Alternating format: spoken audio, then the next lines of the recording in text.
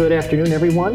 My name is Dr. Ken Blank. I'm an affiliated assistant professor of neurosurgery at Loyola University Medical Center, and I specialize in biomechanics and biologics, and I'm here with my colleagues. Hi, everyone. My name is Zorica Buser. I'm a director of research and regenerative medicine at Gerling Institute and research assistant professor at the Department of Orthopedic Surgery, NYU. Hi, everybody. My name is Tekmyster. I'm an assistant professor of orthopedic surgery at Keck Medicine of USC. My specialty is interventional spine and regenerative medicine as well as sports medicine. So today's topic is going to be regenerative intradiscal treatments and therapies. And I'd like to start off with asking each of you if you can define that broad category there in your own terms. I don't think there's really a strict definition. It's pretty much anything that we can inject intradiscal.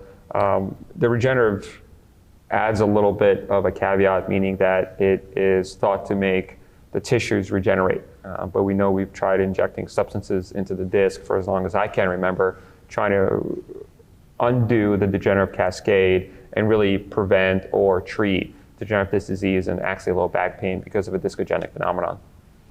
I do agree, and I think when we think about regenerative therapies and what we are trying to inject, we have to take a step back and first think about the patient population. Who is the right patient? Are we talking about the aging spine and are going through that whole cascade that maybe in patients who are 70 years old have lasted for 40 years, and which stage we are trying? Or are we more focusing, I don't want to necessarily say younger population, but degenerative disc. And you, Jean, you mentioned low back pain. Mm-hmm. Are we talking discogenic pain? Are we looking at end plates? Because there is definitely that part as well. Does the pain come from the end plates and it's vertebrogenic pain? So as we talk about regenerative technologies, we have to really consider population. My question for you guys is actually, what do you think about imaging modalities? Because how do we, to define what disc to inject and what to inject, we first have to look at, we have to have some type of a imaging to support that. No, of course, I think the challenge when treating discogenic back pain, and I think this has been covered in some of the symposium here before, and this can be a topic all on its own, but how do you actually diagnose discogenic pain? The gold standard has always been considered to be discography, but we know that there's provocative and anesthetic discography, and there's limitations with that. Recently, with the advent of basivertebral nerve ablation and treatments that are designed to treat end plate pain, MODIC 1 and MODIC 2 changes in the radiographic model can help determine what and where we treat, but not necessarily do we treat every MODIC change. Mm-hmm. We have to correlate to a patient population. Just because somebody presents with low back pain to an office and they have MODIC changes does not necessarily mean it's an end plate problem. You have to separate into anterior column and posterior column. So before we even really dive into the biologics or interventional procedures, we really have to make sure that our diagnosis is correct. And Zori alluded to earlier, it's the right patient, the right time, and the right diagnosis. If you don't have the correct diagnosis, so it's not specific, that's going to lead to non-specific treatment. And I think we're not where we need to be yet in really identifying what we are treating. Is it end plate? Is it vertebral degeneration? Is it discogenic degeneration? Is it an annular tear? Is it a herniation that is causing low back pain and axial pain without radiating symptoms? So that brings up the good point, is really need to be as focused as we can. So my next question is, based on the evidence, how efficacious are intradiscal regenerative treatments and therapies, and what are we allowed to do based on FDA guidelines? Maybe I can start with it. Absolutely. So I think we've all, even here at our NAS annual meetings and as a biologics committee, we every year have annual biologics meeting where we discuss various therapies for disc regeneration.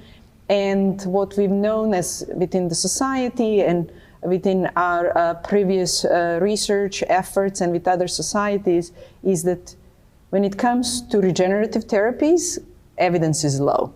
If you're talking about stem cells or cell type therapies, I will just classify them as growth factor therapies. When it comes to some growth factor therapies, I believe that just based on the limited evidence, we sometimes struggle even with protocols. Not necessarily, we haven't even answered to Jean's point, as we discussed, who is the right patient, but what is the right protocol, what is the concentration. When it comes to cells, very often a large number of cells is injected, and we know that disc is acellular organ and avascular. So it's a very challenging environment for just even the cells that reside within the disc and not external cells.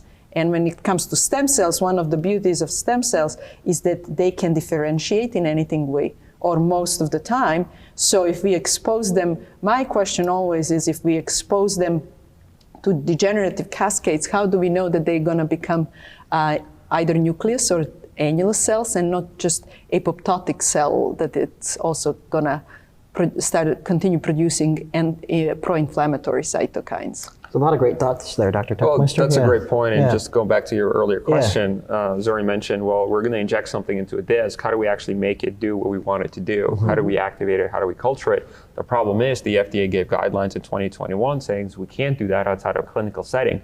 It has to be autologous, same day, in the hospital, in the office. Nothing is added, nothing is manipulated enzymatically or otherwise to create a product. The only thing we can really do is this minimal manipulation of centrifugation.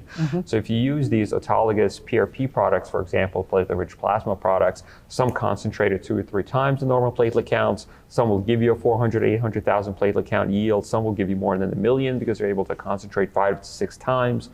From the peripheral musculoskeletal literature, we do know that some higher concentrations tend to work better for tendinopathies and tendon injuries, but is that really related to treating an intradiscal problem?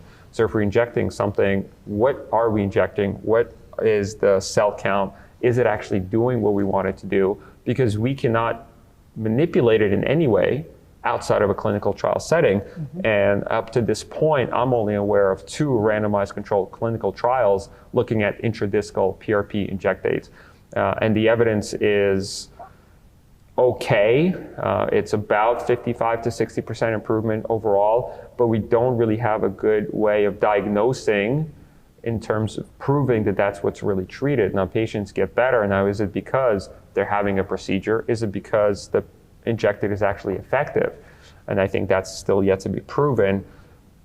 But I think what we really need to take away is what are we really able to do?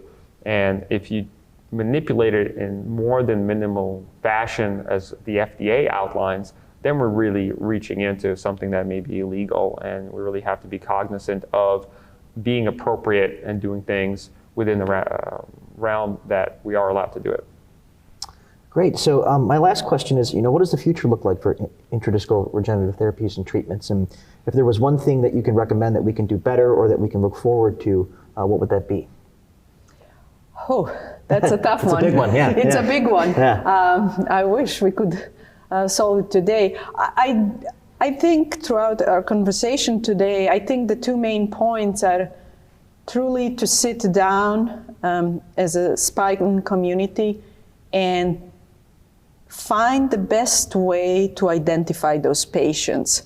Consider their risk factors, consider the type of degenerative pathology that they have. Is it a single level? Are we talking 2 levels?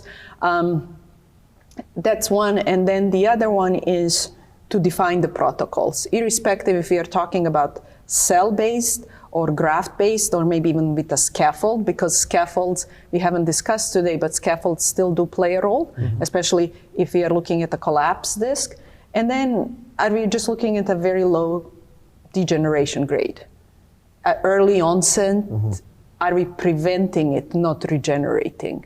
That is another big question that has been part of our community. So I think these would be, from my perspective, the 2 points. Okay.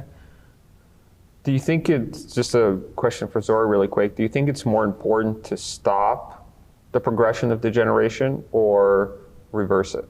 Or do you think we can even be at a place where we can reverse it, or stopping it enough to cause clinically significant outcomes?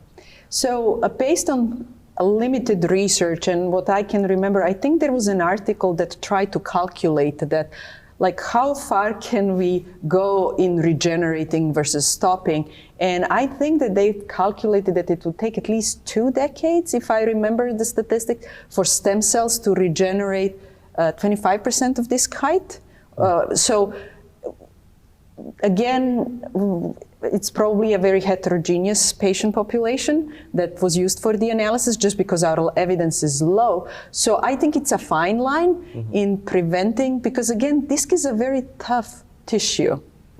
it's not a tissue that regenerates that quickly. Right. But I do believe that with right therapies and identifying right patients, we could probably do both. I think to answer your initial question is, how do we get the substrate that we want to have the action that we want? And that is, I think, the missing link here. Is like, okay, that's great. We can take a stem cell. We can take your blood. We can take an allograft from whatever cell culture or cell-based progenitor line that we can think of, but we can inject it anywhere. How do we actually have it create the action? Like, once it's in the tissues, what is the mechanism of activation of that cell line to create the cell lineage that you want to create regeneration, to restore disc height? And that may be the missing link in my eyes. Because I think we are good in isolating some of these regenerative treatments. We can make growth factors, we can make cytokines, we can isolate them. But we can't get them to have the necessary action within the tissues, at least in vivo. And that's where I think the technology is lacking just as much as our scientific knowledge in terms of the true pathophysiology of how a disc degrades. I do actually have a quick follow-up question on that. So if we are looking at injecting a growth factor cell, obviously a lot of research has focused on lumbar spine. And lumbar spine is biomechanically challenged in a very different way than cervical or thoracic, that it's very stable. So is there a need for a scaffold? Or, because that goes back to identifying right patient, because if the disc is 50% collapsed, and if we inject, and if there are annular tears, the first question is that going to stick? So do we need to seal? Do we need to bring a scaffold that might not necessarily immediately increase the disc height, but help towards that? Because with the loading, what about adjacent segment disease then? Well, I think that if you look at some of the earlier data from some of the biologic injectables from 10 to 12 years ago, when I was a fellow, we were part of the biostat study.